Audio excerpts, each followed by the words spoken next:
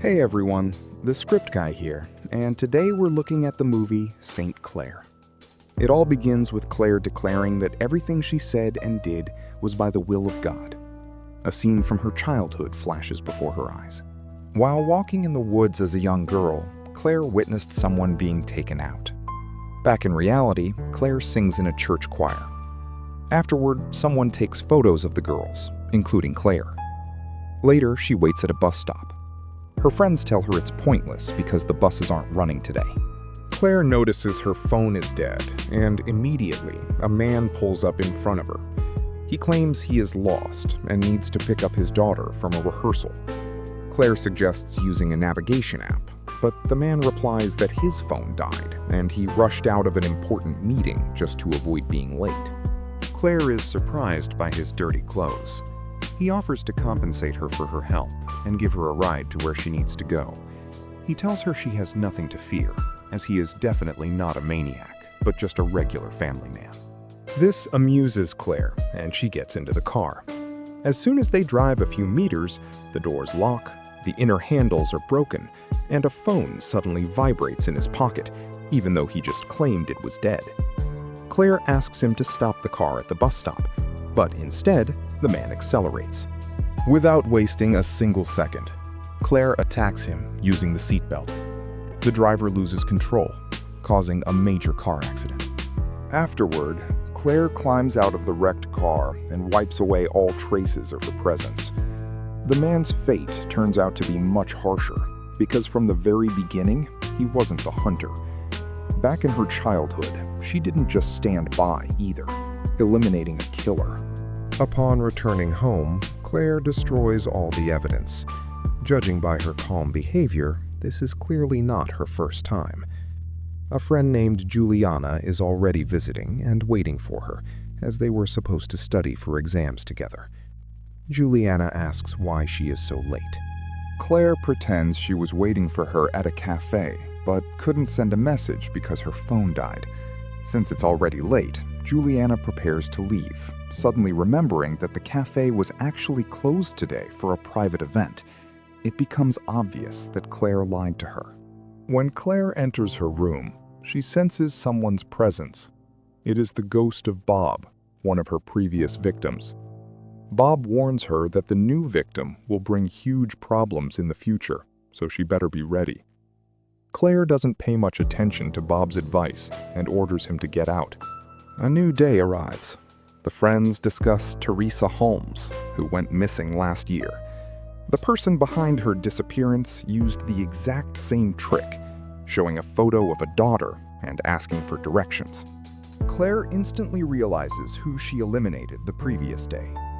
Later, Detective Timmons arrives at the school, investigating yesterday's incident. He asks a direct question. Where was Claire at the specified time? Claire doesn't know what to say and makes up a foolish excuse. Timmons finds it suspicious, but since they have no solid evidence, he has to let her go. On her way home, Claire meets Wade, her friend's ex-boyfriend. He offers her a ride and invites her to a party. At first, Claire declines, but the ghost of Bob advises her to agree. Arriving at the party, Claire enjoys herself and dances with Truman, which Wade clearly doesn't like. Later, Claire goes up to the second floor. At the same moment, the police arrive at the house after noise complaints. The guests begin to scatter. Claire hides in a room and accidentally drops some photographs featuring the missing girls, including Teresa. Claire guesses that Wade is somehow connected to this. Right at that second, Wade enters the room, asking what she is doing there. Claire replies that she is hiding from the police. Wade offers her a cigarette, but Claire refuses and leaves. Walking through the parking lot on her way home, a car passes by. Claire decides she needs to follow it. Waiting for the man to enter the house, Claire approaches and listens to his phone conversation. The man tells someone on the phone that today's hunt failed and the girl wasn't caught. The new day arrives. Claire and Emmett audition for a play. Claire asks her friend if Wade was ever aggressive or perhaps forced her into anything. Instead of answering, Emmett accuses Claire of secretly going to the party. Claire has to start researching the information herself. She discovers that over the past few years, many girls have vanished from the campus. Claire wants to warn Juliana and mentions that she found photos of the missing girls. Juliana refuses to believe it, insisting that Wade never used substances and doesn't even drink, so those photos couldn't belong to him. In the end, Claire fails to convince her friends. Later, she sees the detective. Not wanting to speak with him, Claire hides in the theater and locks the door behind her. However, the play's director, Edward, is inside. During their conversation, Edward unexpectedly offers her the lead role. Claire is pleasantly surprised and quickly agrees. Timmons keeps knocking on the door. Claire runs toward the back exit, but Timmons catches up with her. She has to go for another interrogation, where Timmons asks her about the elimination again. A witness saw a red-haired girl on the day of the crime. Claire denies everything, but Timmons is puzzled by a 3-hour gap in her story. Even so, he has no hard evidence, and Claire is free to leave. Upon returning home, Claire goes a bit crazy, trying to understand why the photos were hidden in Wade's house. Following Bob's advice, Claire picks the lock of an abandoned house. Inside, there is a video camera and new photographs. She remembers that Truman was walking around with a camera at the party. Most likely, he works together with Wade. A new day arrives. After rehearsal, Truman approaches Claire to talk, but receives only a violent strike as she orders him to stay away from her.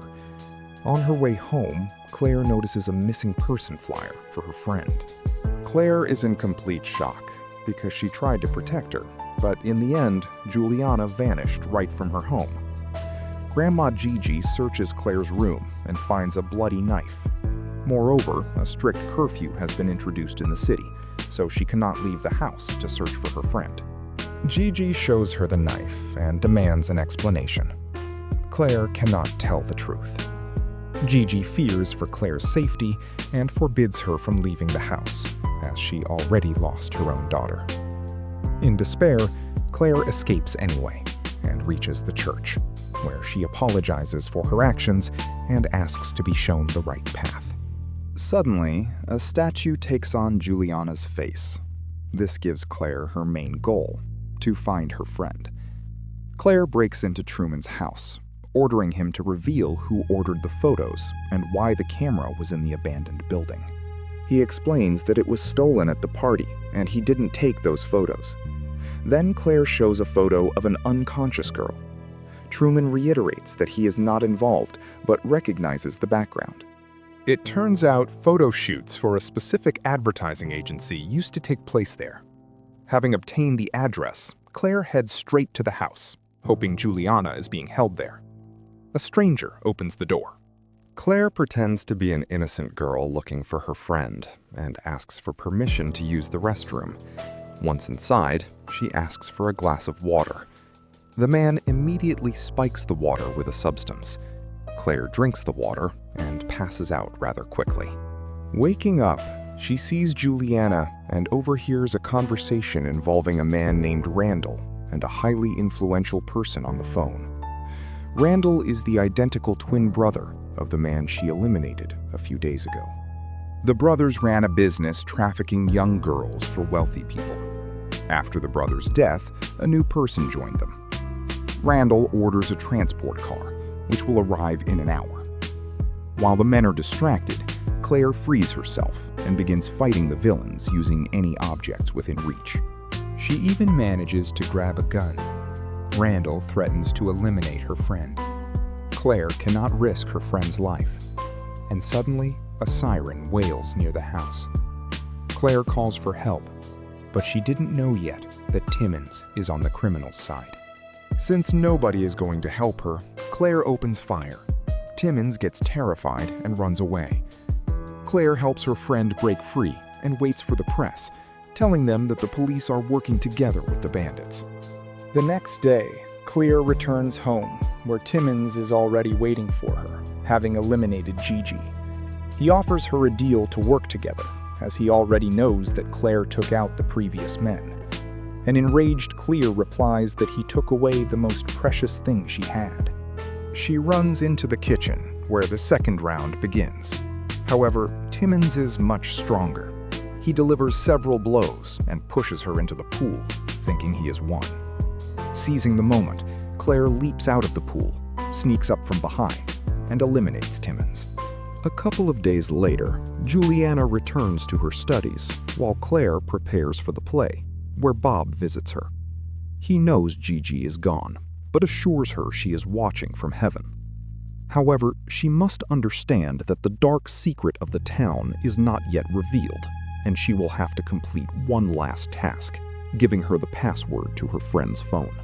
It turns out that the new recruit the man spoke about was actually her friend, and she is working for the wealthy organization. Claire replaces the prop knife and prepares for her scene on stage with her friend, to finish what she started. And that is how this thriller comes to an end. Let us know your thoughts on this film in the comments below. We'd also appreciate it if you dropped a like on this video.